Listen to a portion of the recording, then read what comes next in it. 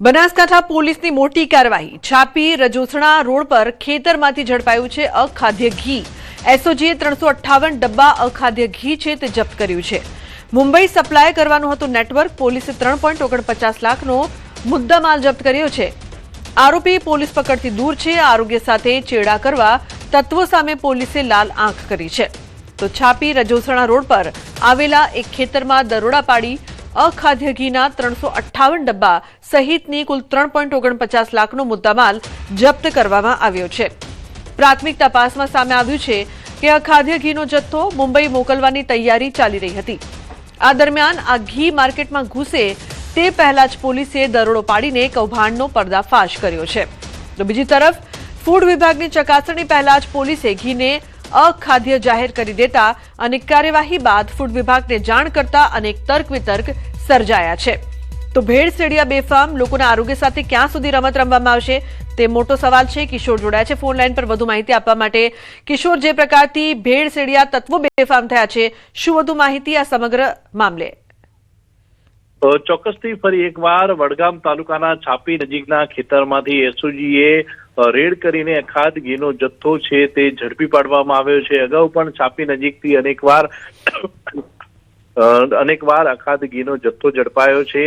આ વખતે 358 જેટલા ડબ્બાઓ જે ઝડપાયા છે। 3.5 લાખનો મુદ્દામાલ અત્યારે તો એસઓજીએ જપ્ત કર્યો છે।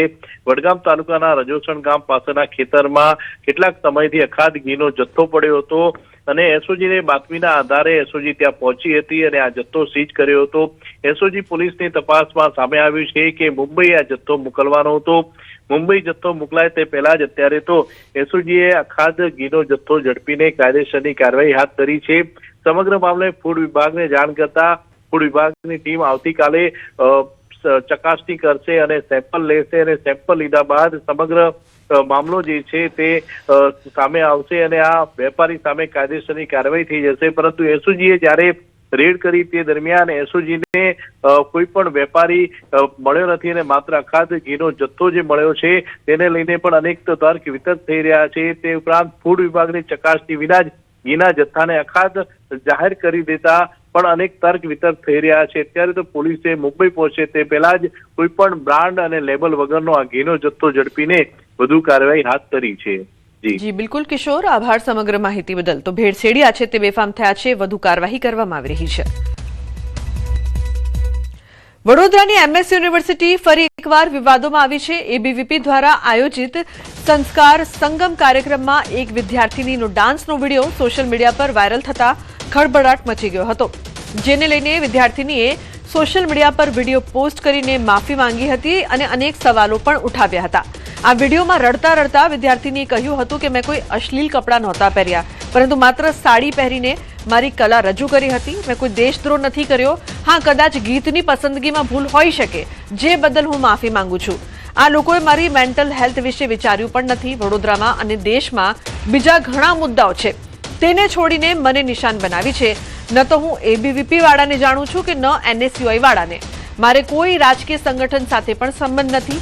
શું સામાન્ય ડાન્સને આટલો મોટો મુદ્દો બનાવી કોઈ યુવતીને આ રીતે ટ્રોલ કરવી તે યોગ્ય છે?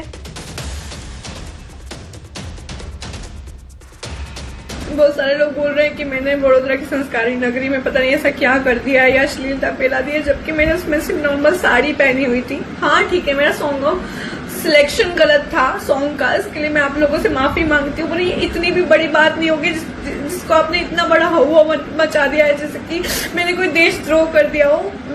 मैं ना एबीपी वालों को जानती हूँ ना एनएसयूआई वालों को जानती हूँ। मुझे नहीं पता था कि अगर मैं एक कल्चरल फेस्ट में बॉलीवुड सॉन्ग पे डांस कर लूंगी तो उसका इतना हवा बन जाएगा।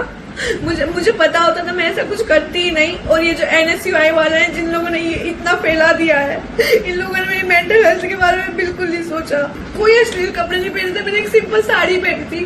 अपने आर्ट को एक स्टेज पर प्रेजेंट किया था। बॉलीवुड सॉन्ग पे डांस कर लूंगी तो उसका इतना बन जाएगा कि मेरे संस्कार भंग कर दिए यहाँ। तो ठीक है, आप लोग बॉलीवुड सॉन्ग भी मत सुनो ना। आप इतने ही संस्कारी बनते हो तो मत सुनो आप बॉलीवुड सॉन्ग भी।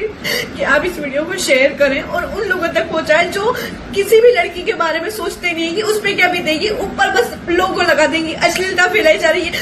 उससे आपको ये पता नहीं चल रहा है कि मुझ पे क्या बीत रही है। અમદાવાદ ચાંદખેડામાં